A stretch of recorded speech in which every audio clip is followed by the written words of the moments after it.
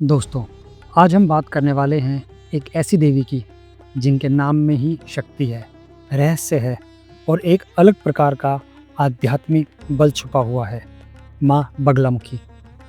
आपने अक्सर सुना होगा कि कुछ देवी देवता धन देते हैं, कुछ विद्या देते हैं, कुछ रक्षा करते हैं, लेकिन माँ बगलामुखी का रूप थोड़ा अलग माना जाता है। उन्हें उस दिव्य शक्ति के रूप में देखा जाता है जो बुराई को रोक देती है, झूठ को थाम देती है और विपरीत शक्तियों को निष्क्रिय कर देती है। और शायद इसीलिए आम भक्तों से लेकर बड़े बड़े राजनेता तक माँ बगलामुखी के दरबार में श्रद्धा से सर झुकाते हैं। आज की इस वीडियो में हम सिर्फ एक कहानी नहीं सुनाएंगे, हम समझाएंगे भी माँ बगलामुखी कौन है, उन्हें स्तंभन देवी क्यों कहा जाता है, पीताम्बरा पीठ दतिया का इतना नाम क्यों है और बगलामुखी जयंती के दिन घर पर सरल पूजा कैसे की जा सकती है। तो चलिए बिल्कुल शुरुआत से समझते हैं।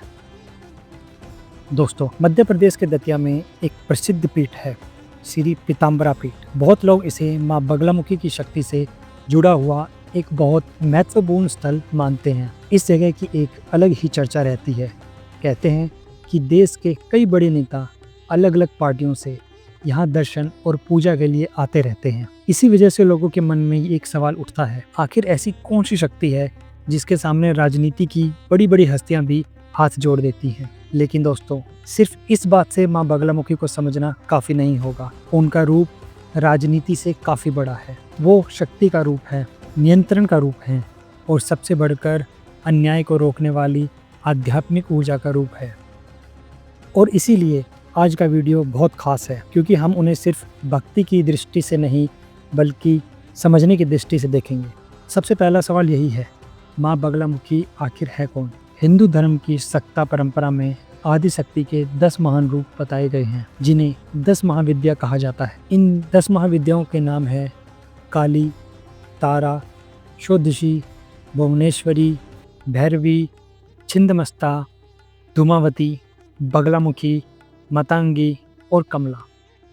इन्हीं में माँ बगलामुखी का स्थान बहुत विशेष माना जाता है। अब यहाँ एक इम्पोर्टेंट बात समझिए, 10 महाविद्या के हर रूप का अलग अलग महत्व है। कोई विनाश की शक्ति का प्रतीक है, कोई ज्ञान का, कोई त्याग का, कोई संपन्नता का, लेकिन माँ बगलामुखी को आमतौर पर स्तंभन शक्ति से जोड़ा जाता है। अब आप सोच रहे होंगे स्तंभन का मतलब क्या होता है। सिंपल भाषा में समझते हैं, स्तंभन का अर्थ होता है रोक देना, थाम देना या हानिकारक शक्तियों को निष्क्रिय कर देना। यही वजह है कि माँ बगलामुखी को अक्सर उन लोगों की आराध्य माना जाता है जो झूठ, विवाद, अन्याय, शत्रुवादा या मानसिक अशांति से मुक्ति चाहते हैं। दोस्तों, माँ बगलामुखी का आइकोनोग्राफी यानी उनका जो चित्र रूप है वो बहुत गहरा संकेत देता है। आपने अक्सर देखा होगा कि माँ को पीले वस्त्र में दिखाया जाता है, इसलिए उन्हें पीताम्बरा देवी भी कहा जाता है। अब उनके स्वरूप का सबसे चर्चित पहलू समझिए। माँ के एक हाथ में गदा होती है और दूसरे हाथ से वो एक असुर की जीभ पकड़े हुए दिखाई देती हैं।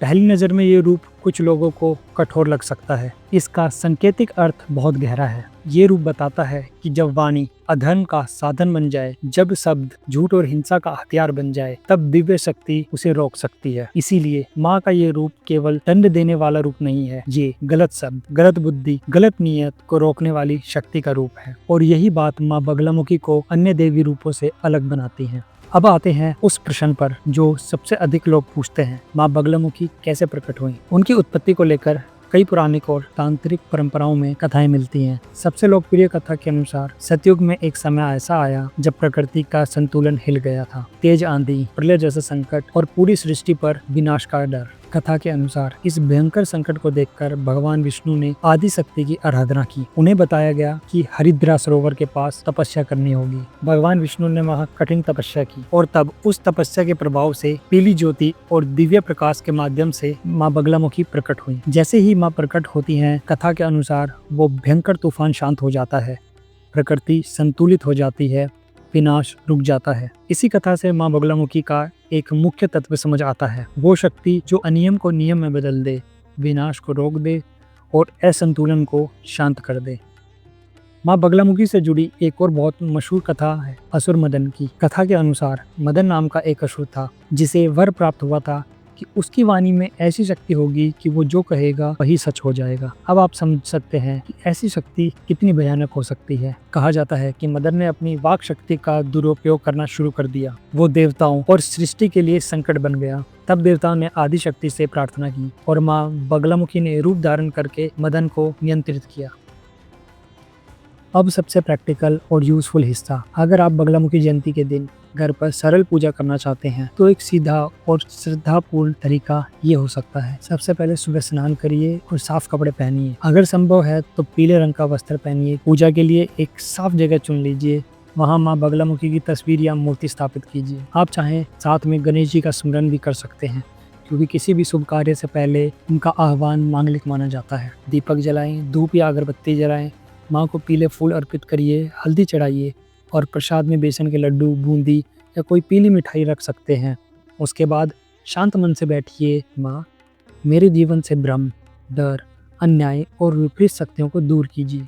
आज हमने क्या समझा? हमने समझा कि माँ बगलामुखी सिर्फ एक रहस्यमयी देवी नहीं है, वो एक ऐसा तत्व है जो हमें सिखाता है शक्ति का मतलब हिंसा नहीं होता, नियंत्रण भी शक्ति है। चुप रहना कभी कभी जीत होती है और गलत शब्द को रोक देना भी धर्म है। जय माँ बगलामुखी, जय माँ पीताम्बरा, हर हर महादेव। अगर वीडियो आपको मीनिंगफुल लगी तो चैनल को सब्सक्राइब कीजिए, क्योंकि इस चैनल पर हम सिर्फ कहानियाँ नहीं, उनका अर्थ भी समझाने की कोशिश करते हैं। कमेंट में लिखिए जय माँ बगलामुखी। धन्यवाद।